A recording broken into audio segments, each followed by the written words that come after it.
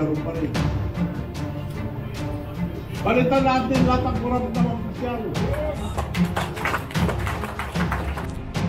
Dapat pinukuha nyo yung magkuha. Huwag kami yung bandayan ninyo.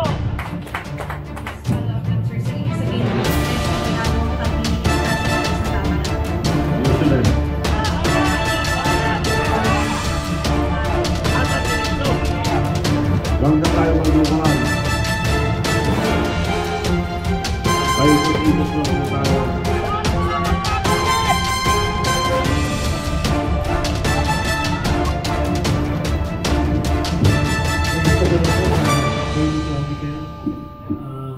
Pati lang daw muna po ni Edith Moynihan.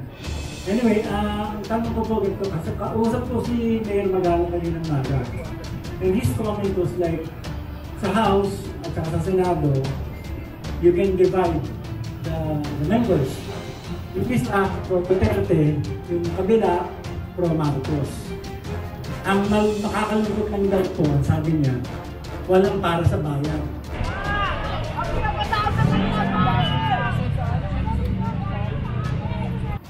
Para kay Duterte, para kay Marcos, walang para sa bayan.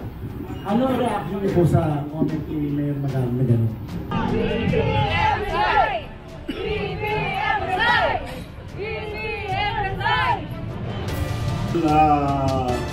This is the time to cross party line. Sama-sama muna tayo lahat. Tanggalin muna natin mga korap.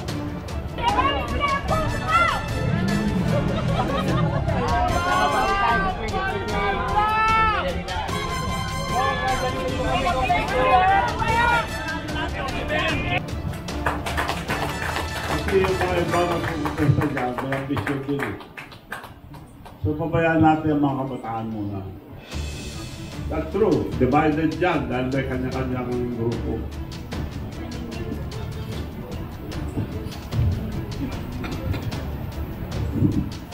Hi, Madam Chavit. Good afternoon po. Ang question ko po, ay Chinese na video po from Bulgar. Ang question ko po, yung sinabi niyo earlier na walang isang salita ang ating Pangulo. Pwede po bang malaman kung saan po yung pinaghuhugutan nyo ng statement po nyo na yan?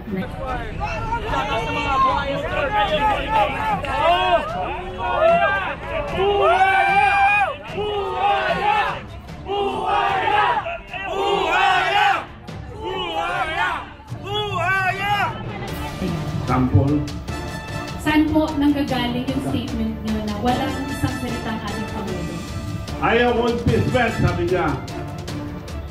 Pumirma yung anak niya una ng impeachment. Magdalian niyo yung impeachment. Presidente siya, dapat sinusunod ang mga congressman. Puro tao nila eh. Majority. Ganun ba siyang salita?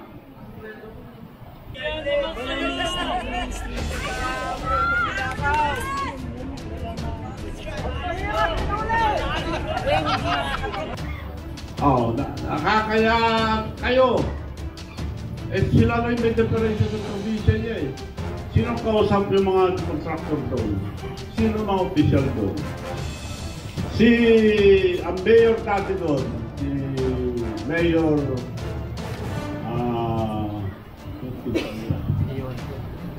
Michael Kion. Tinanggal nila. Nung una, pinalabanan nila. Mabuti na lalo. Pinalabanan ulit nila ng kontraktor. Ngayon, yung nakaupong mayor ngayon sa Lawal. Sila ang kontraktor. May picture sila, tinataas pa ni Bilbert sa si Sandro yung kontraktor nila. Buhaya!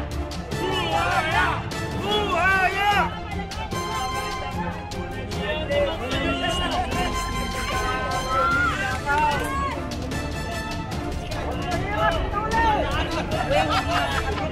Bangod na yun. Ito galing sa Rappler to, hindi galing sa akin. Oh.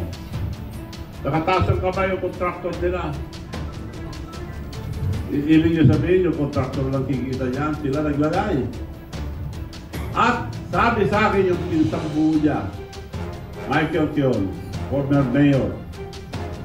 Nung ikampanya ko si Marcos sa BBM, Manong, you know the Marcoses, they will just use you. Hindi ako madiwala noon, totoo pala. Hindi ka nialis dito! Huwag kasama ka! Balik nyo! Hindi ka minamalik! Hoy, kumulaga! Lumatay ka! Ang galang! Kako nga, may Alzheimer pala eh. Nakasipat ako na eh. So, mismo pinsan nila kako.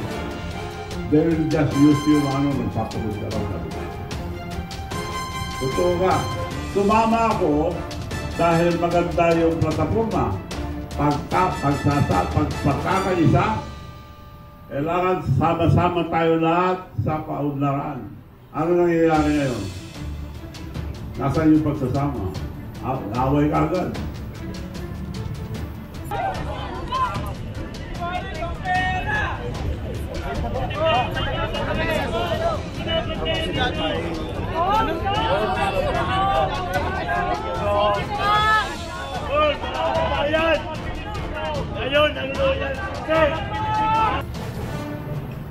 Ibig sabihin po ba nung panawagan niyo na bumaba ang mga korap ay kasama po ang ating Pangulo?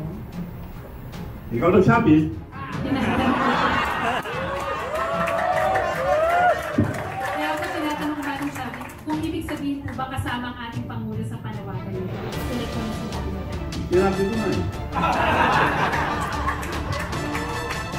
So, hindi po kayo natatakot sa mga binibitiwan niyong salita po ngayon? Kung gusto nila, samahan ko sila sa kulungan. Sakripisyo ako. Kung meron sila, yung umpisan din namin pakpakan. Tatarpulin! Ilabas! Ang pagsweldo galing sa tao! Lahat ng tarpulin ilabas! Ang pagsweldo galing sa tao! Perang ninanakaw nyo! Yung ninanakaw nyo! Putang ina nyo! Ilabas nyo na! Sinusulit mo! Marcos Isay! Marcos Isay! Marcos Isay! Marcos Isay! Marcos Isay! Marcos Isay! Marcos Isay! Marcos Isay! Marcos Isay! Marcos Isay! Marcos Isay! Balik ninyo! Marcos Isay! Marcos Isay! Ibas nyo na yung basura! Na puro pera! At naman!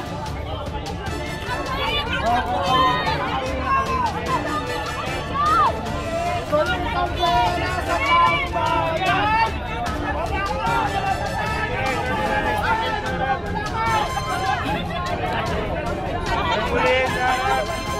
Pilipino! Pamala pa ba kayo? Pamala ko dito! Wala na! Ayun! Pamala pa ba kayo? Sa mga pulis natin!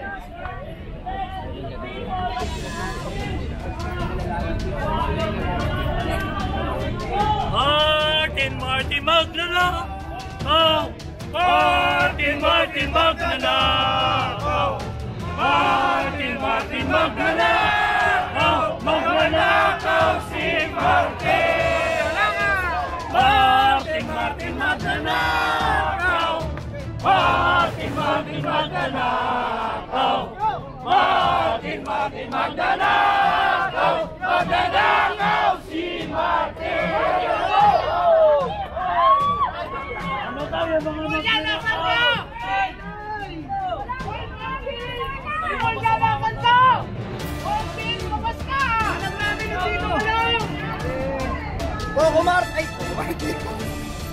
Patay yung number niya ng hawa na magnanakaw! Hindi sila nalalaman dyan! Yung number ng hawa dyan na magnanakaw! Patay! Huwag kayong kumuklap na magnanakaw!